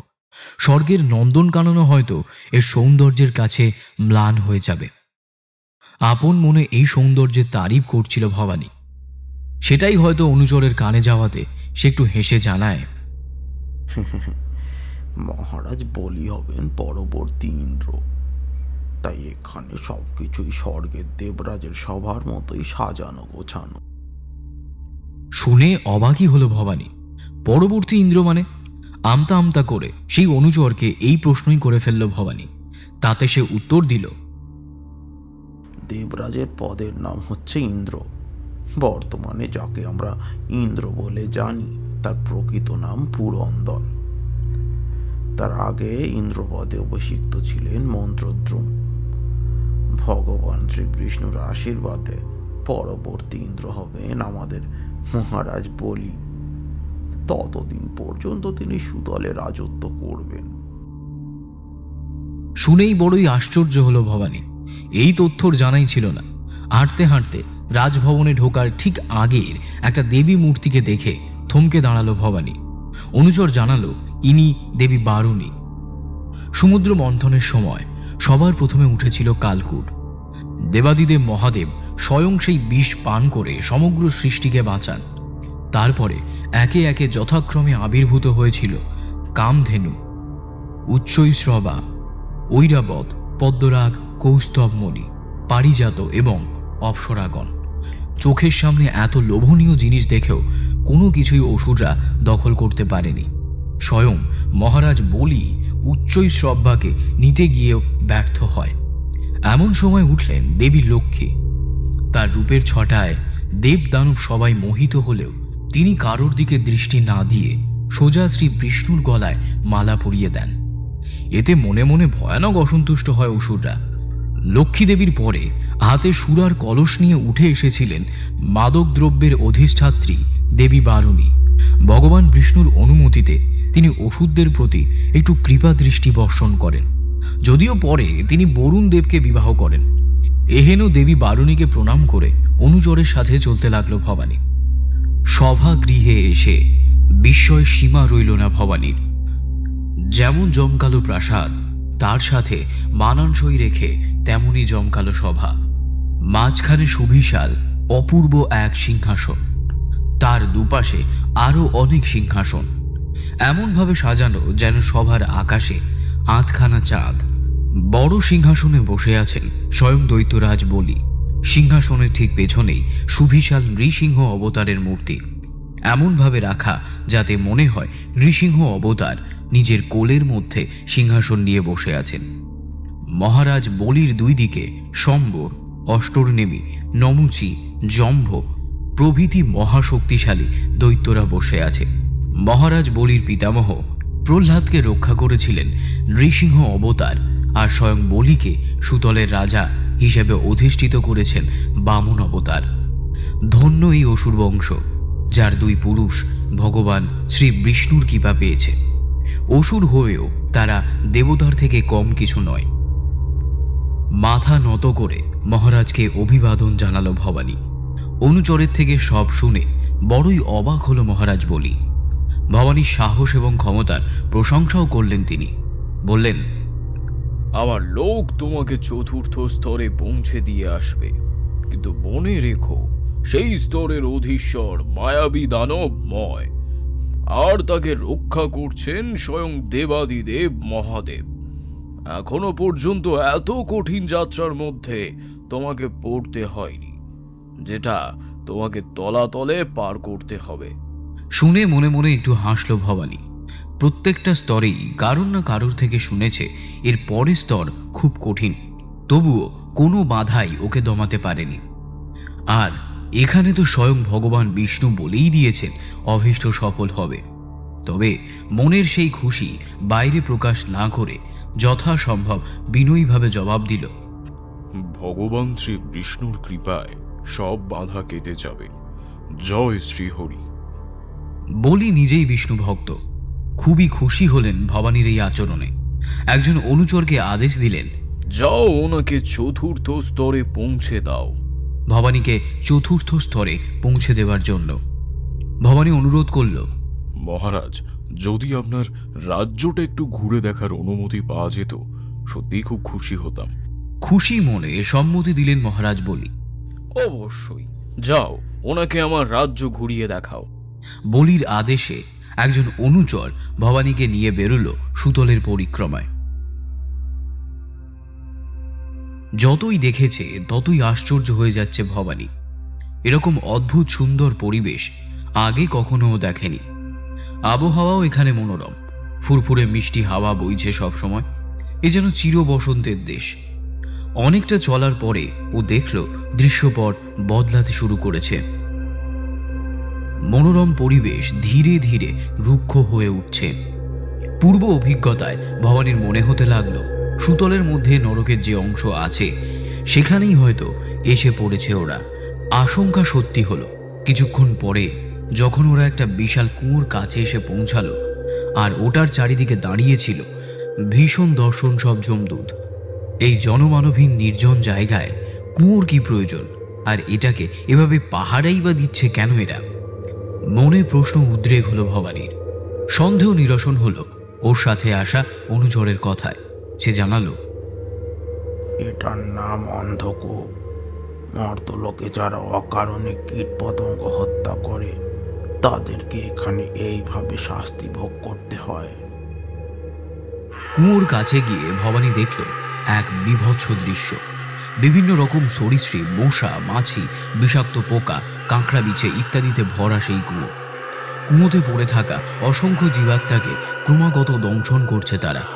যারা সহ্য করতে না পেরে উপরে উঠে আসার চেষ্টা করছে তাদেরকে আবার মেরে ভিতরে পাঠিয়ে দিচ্ছে যমদূতেরা। আর দেখতে পারল না ভবানী, গা গুলিয়ে আসছিল ওর। হড় করে খানিকটা বমি করে দিল ওখানে। পরে ধাতস্থ হয়ে জিজ্ঞেস করল, সামান্য পোকামাকড় মারার জন্য এত বিভৎস শাস্তি?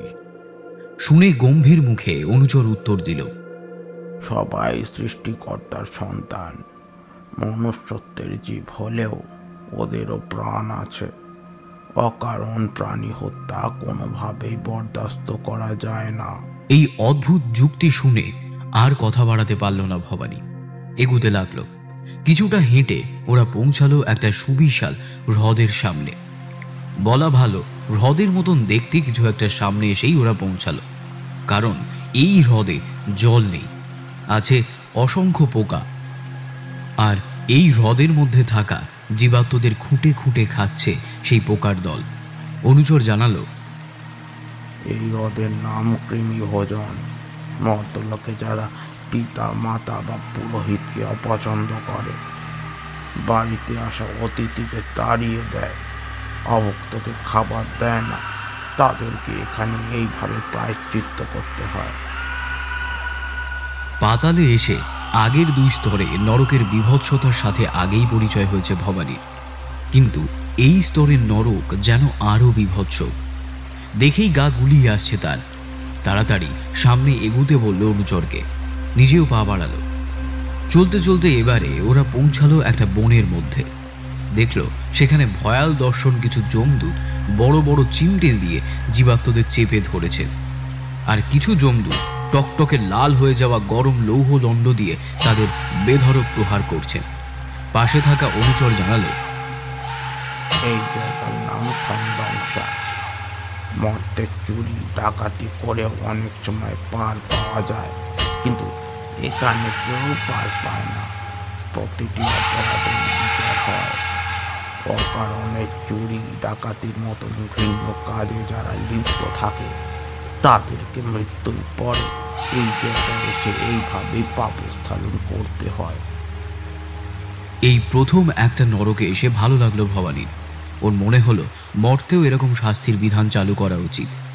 আরও অনেকটা এগিয়ে ওরা এবার এসে পৌঁছালো একটা গুহার সামনে।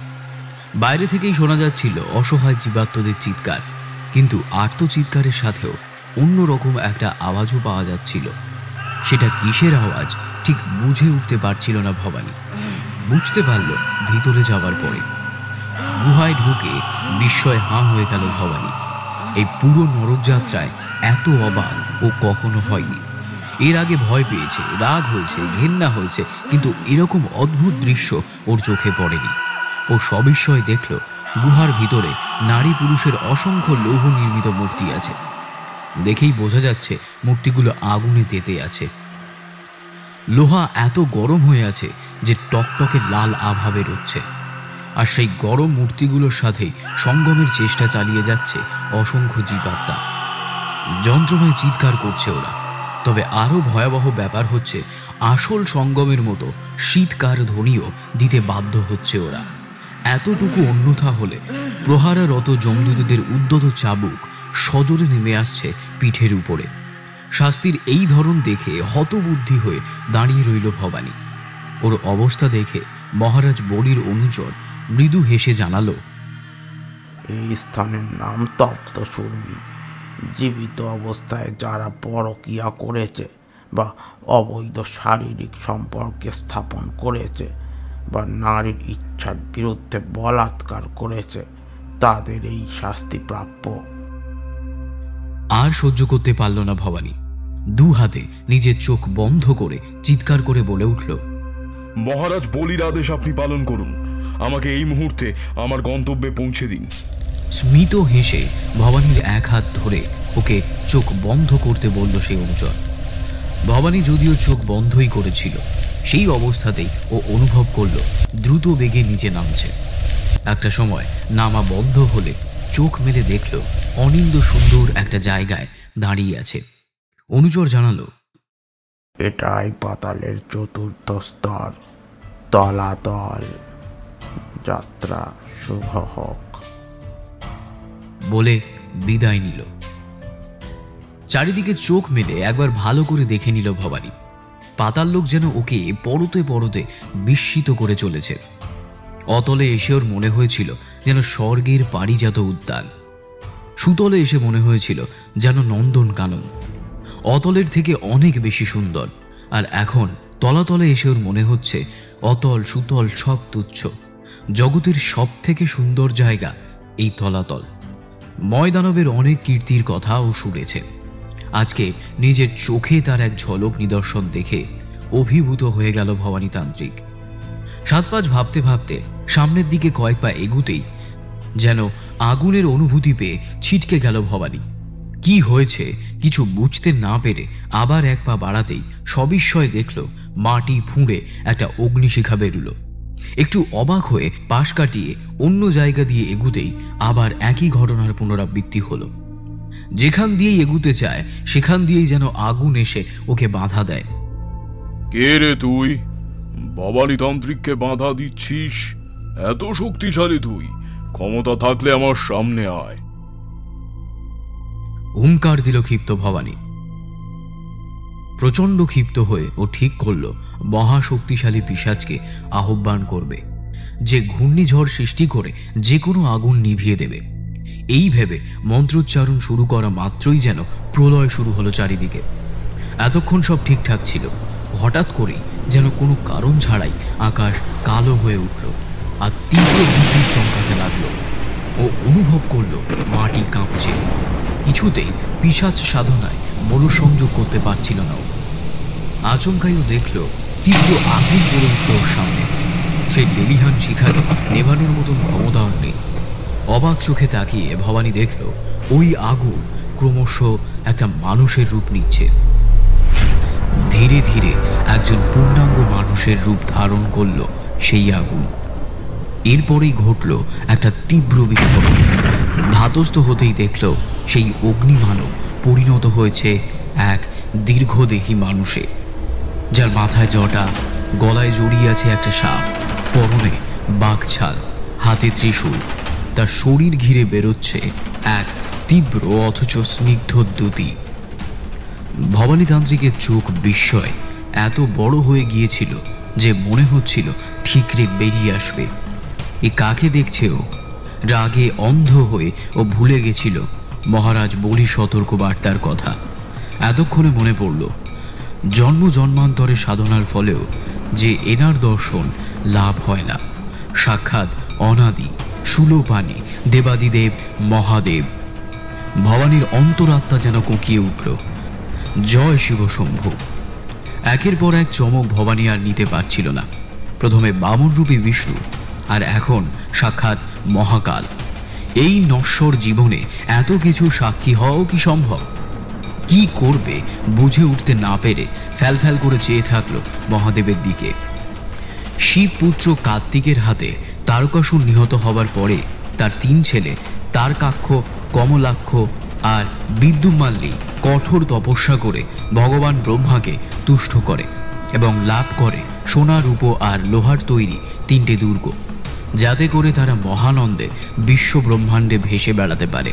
প্রজাপতি ব্রহ্মার নির্দেশে ময়দানব তৈরি করে সেই 3টে অনিন্দ সুন্দর দুর্গ, যার তুলনা জগতে নেই। জীবন ধারণের জন্য প্রয়োজনীয় সব কিছুই ছিল তার মধ্যে। কিন্তু পরে ওষুধদের জনপ্রিয়তা ক্রমশ বাড়তে থাকায় পশুপতি ভোলানাথ নিজের পাশুপাত অস্ত্রের সাহায্যে ধ্বংস করে দেন সেই ত্রিপুর। তবে বিনা দোষে ওষুধদের মৃত্যু এবং নিজের সৃষ্টির এই করুণ পরিণতি দেখে হতাশ হয়ে পড়ে ময়দানব। তখন শিব তাকে তলাতলের অধীশ্বরী বানিয়ে দেয় আর নিজে ময়দানবের সাম্রাজ্য রক্ষা করার প্রতিশ্রুতি দেয়।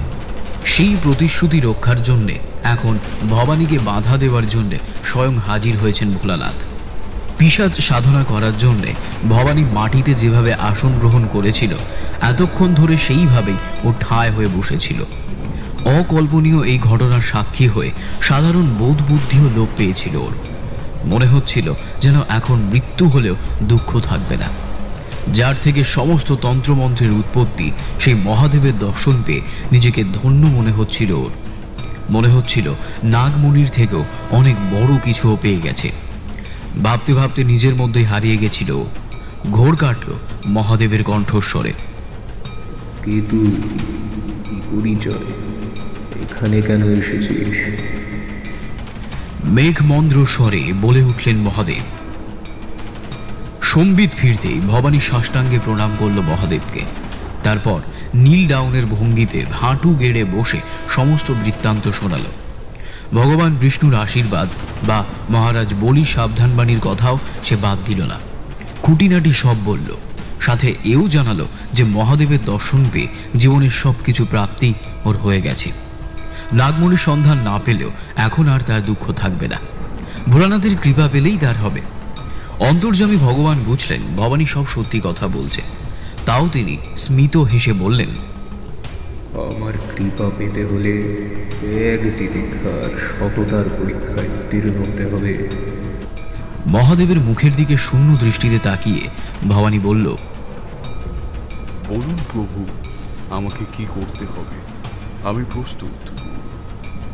মহাদেব তখন সামনে ছোট একটা অগ্নিকুণ্ড সৃষ্টি করে বললেন, সারা জীবনের অর্জিত তন্ত্র জ্ঞান আর মা ছিন্নমস্তা প্রদত্ত দিব্য খড়গ এই আগুনে বিসর্জন দেবে। দ্বিরুক্তি না করে ভবানী স্মরণ করল সেই দিব্য খড়গ, আর সেটা হাতে আসতেই একবার প্রণাম করে আগুনের মধ্যে ফেলে দিয়ে বলে উঠল, জ্ঞান কিভাবে দিতে হয় আমি জানি না প্রভু, আপনি নিয়ে নিন। হঠাৎ করেই যেন হাজার গুণ বেড়ে গেল মহাদেবের দীপ্তি। অবাক হয়ে ভবানী দেখল জ্বলতে থাকা অগ্নিকুণ্ড নিভে গেছে, সাথে অদৃশ্য হয়ে গেছে দিব্য খড়গ। তবে সেটার জন্য কোনো কষ্ট অনুভবও করছে না, শুধু অবাক হয়ে মহাদেবের লীলা দেখছিল। ভক্তের এই আকুলতা, সততা, ত্যাগ, ভক্তি ও নির্মোহ মনোভাব যে কোনো ভগবানের হৃদয়ে জায়গা করে নিতে পারে। সেখানে মহাদেব তো সদাশিব, সদা করুণাময়। জগতের যা কিছু সত্য, যা কিছু সুন্দর, সেটাই শিব। সত্যম শিবম সুন্দরম। তিনিও এই আকুলতায় সাড়া না দিয়ে পারলেন না।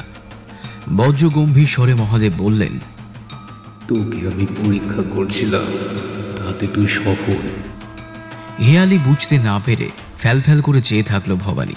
স্মিত হেসে মহাদেব আবার জানালেন, ভগবান শ্রীহরির আশীর্বাদ ব্যর্থ হবে না, নাগমণির দর্শন তুই পাবি। যাত্রা শুভ হোক। এই বলে আঙুল উঁচিয়ে একটা বিশেষ দিকে যেতে বলে মহাদেব অন্তর্হিত হলেন। তবে মহাদেব অন্তর্হিত হওয়ার আগে তার গলায় জড়িয়ে থাকা বাসুকী নাগের অস্থিরতা চোখ এড়াল না ভবানীর। ও স্পষ্ট দেখল মহাদেব যখন ওকে নাগমণি দর্শন পাওয়ার কথা বলছিল, তখন অস্বাভাবিক রকমের চঞ্চল হয়ে উঠেছিল বাসুকী। বাসুকীর এই অস্থিরতা ভাবিয়ে তুলল ভবানীকে। বুঝল লড়াই বড়ই কঠিন। নিজের কাছে থাকা নাগমণি কিছুতেই এত সহজে হাতছাড়া করবে না বাসুকী। মহাদেব অন্তর্হিত হতেই ভবানী সবিস্ময়ে দেখল সেই দিব্য খড়গ মাটিতে পড়ে আছে। ও বুঝল মহাদেব শুধুই ওর ত্যাগের পরীক্ষা নেওয়ার জন্যে খড়গটা নিয়েছিলেন। এতক্ষণে হাসি ফুটল ভবানীতান্ত্রিকের মুখে। ভোলানাথের এই লীলা দেখে ও মৃদু হেসে খড়গ তুলে সামনের দিকে এগুলো। অতীব মনোরম পরিবেশ, তার মধ্যে দিয়ে মহাদেবের দেখানো পথে দীপ্ত ভঙ্গিতে হাঁটছিল ভবানী। এখন ওর শারীরী ভাষাই বদলে গেছে। প্রথমে ভগবান বিষ্ণু আর পরে দেবাদিদেব মহাদেবের আশীর্বাদ পাওয়ার ফলে দারুণ একটা আত্মবিশ্বাস জন্মেছে ওর মনের মধ্যে। আর সেই আত্মপ্রত্যয় প্রতিফলিত হচ্ছে ওর হাঁটা চলায়। কিছু দূর এগিয়ে ও দেখল দূরে একটা খুব সুন্দর প্রাসাদ দেখা যাচ্ছে। বুঝল ওটাই তলাতলের অধীশ্বর ময়দানবের প্রাসাদ।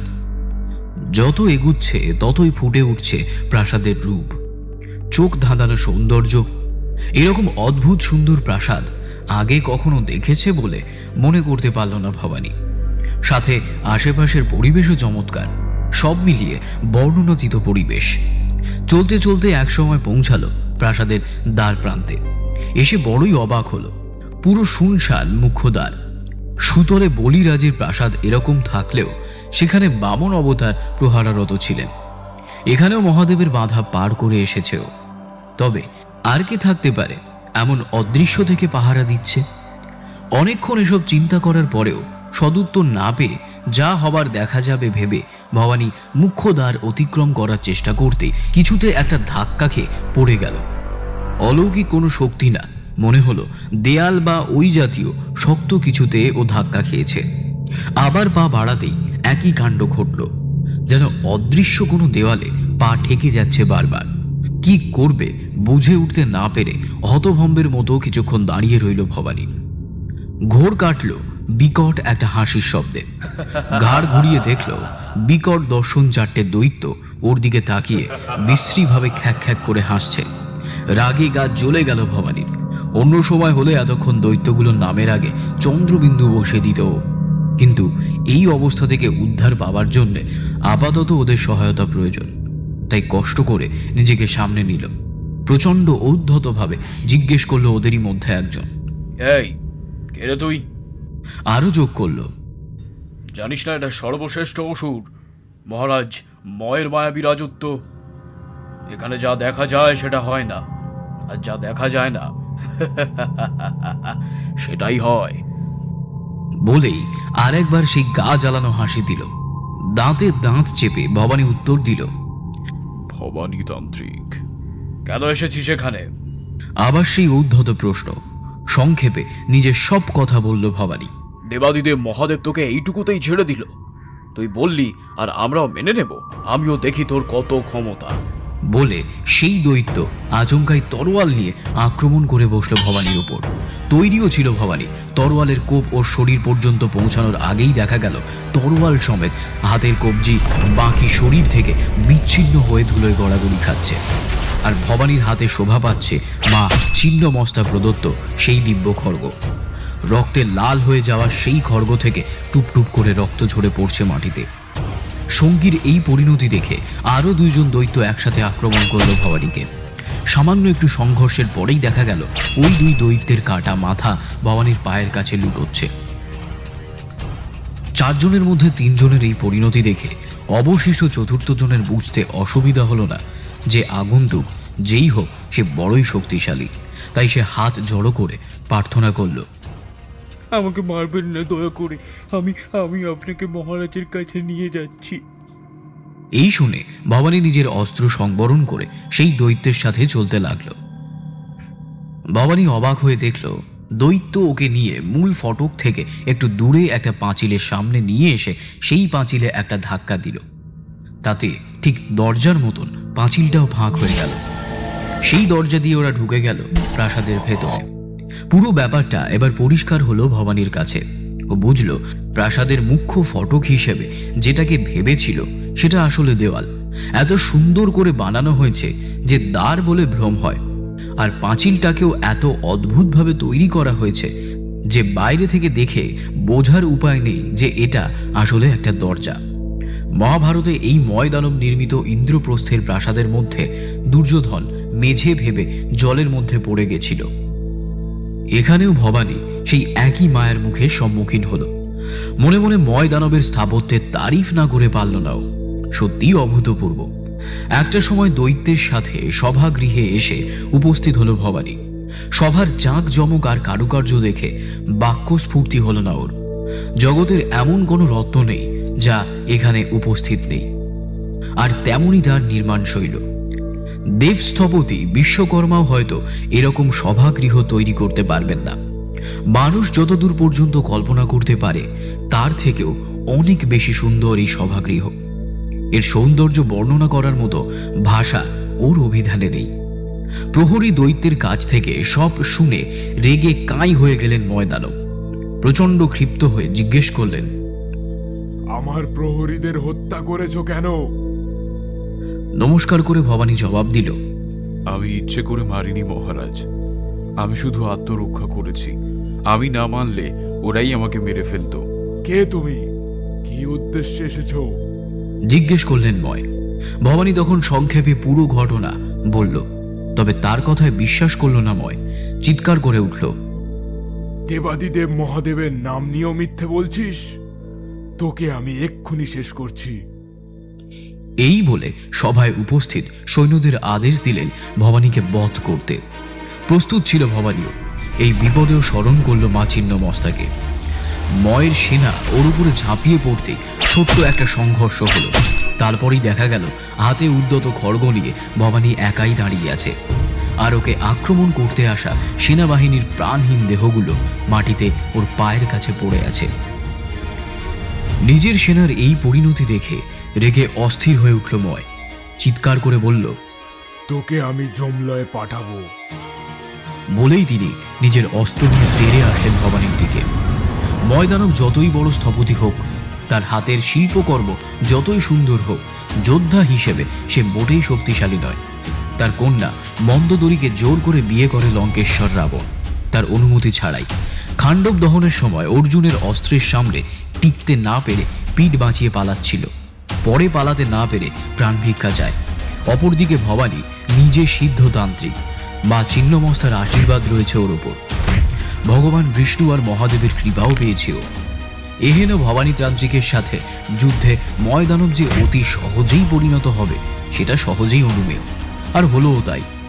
কিছুক্ষণ যুদ্ধের পরেই ময়দানব বুঝে গেল প্রতিপক্ষ বড়ই শক্তিশালী, একে পরাজিত করা ওর পক্ষে অসম্ভব। তাই বাধ্য হয়ে আত্মসমর্পণ করে ময়দানব বলল, বলো তুমি কি চাও? দুটো দাবি আছে। প্রথমত, আপনার এই সুন্দর মায়াবী রাজ্য আমি ঘুরে দেখতে চাই, আর দ্বিতীয়ত, পাতালের পরবর্তী স্তরে আমাকে পৌঁছে দেবার ব্যবস্থা করে দিতে হবে। উত্তর দিল ভবানী। ময়দানব বলল, প্রথম দাবি মঞ্জুর, কিন্তু দ্বিতীয়টা পারবো না।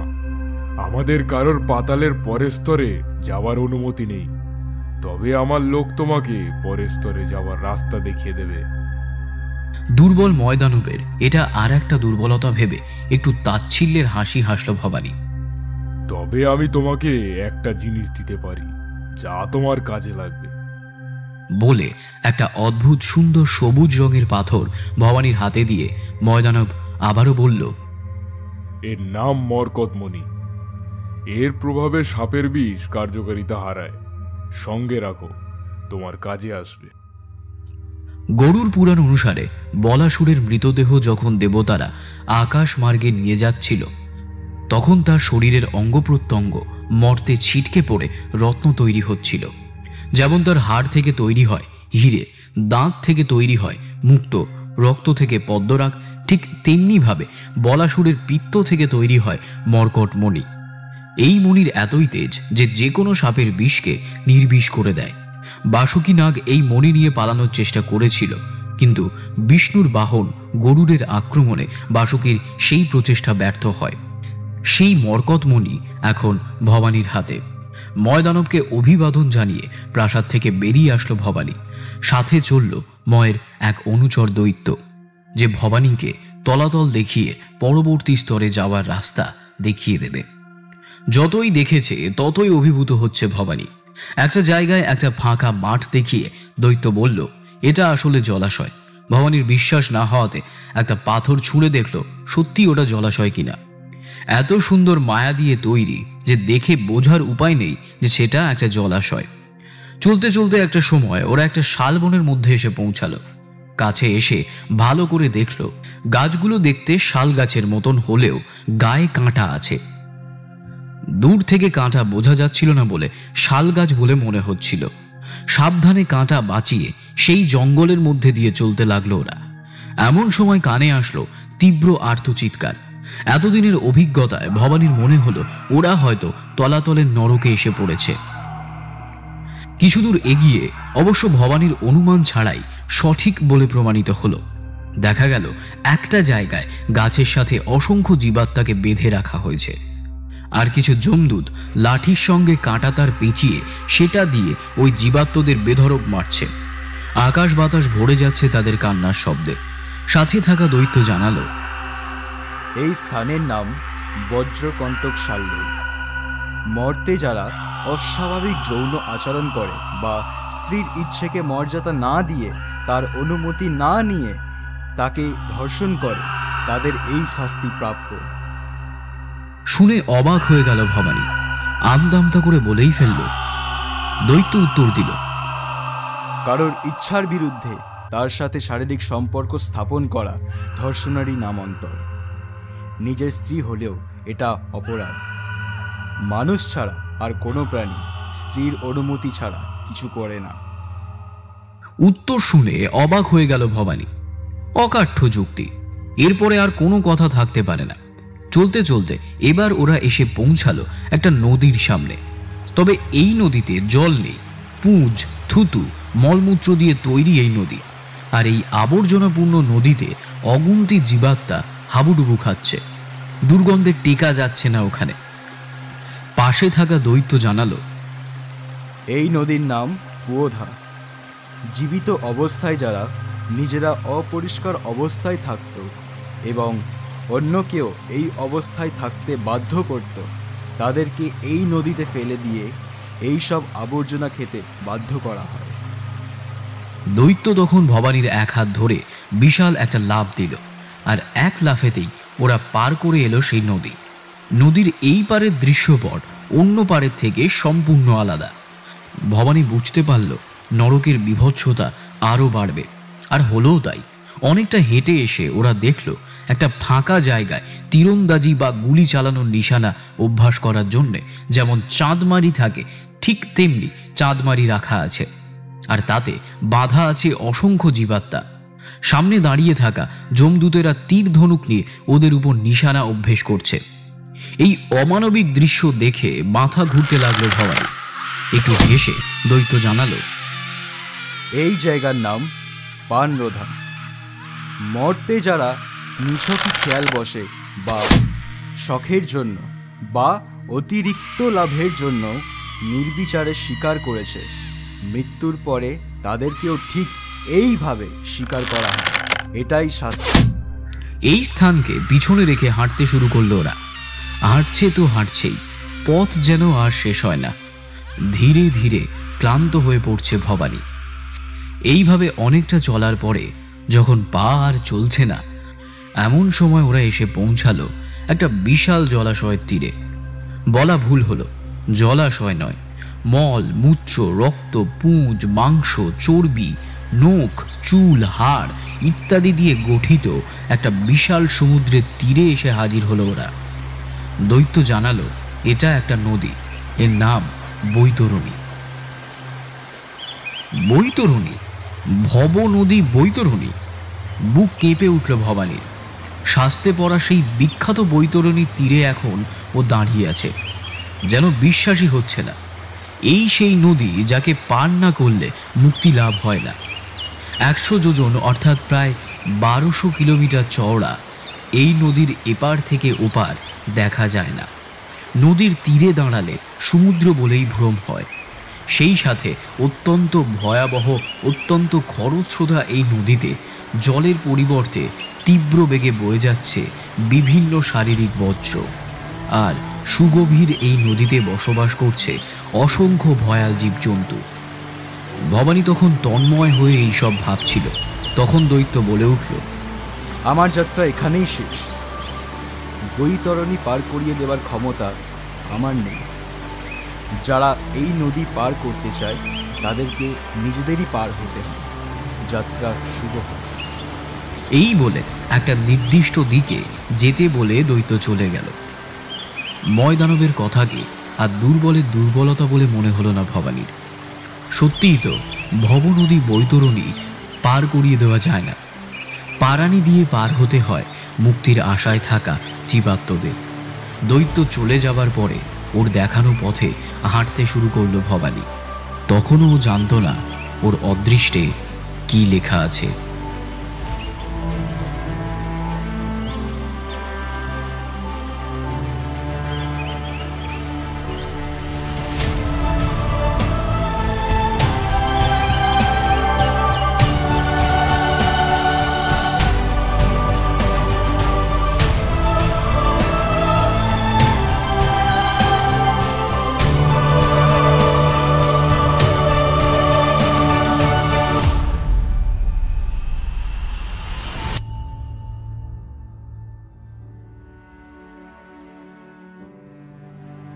এতক্ষণ আপনারা শুনছিলেন নাগমণির সন্ধানের প্রথম পর্ব।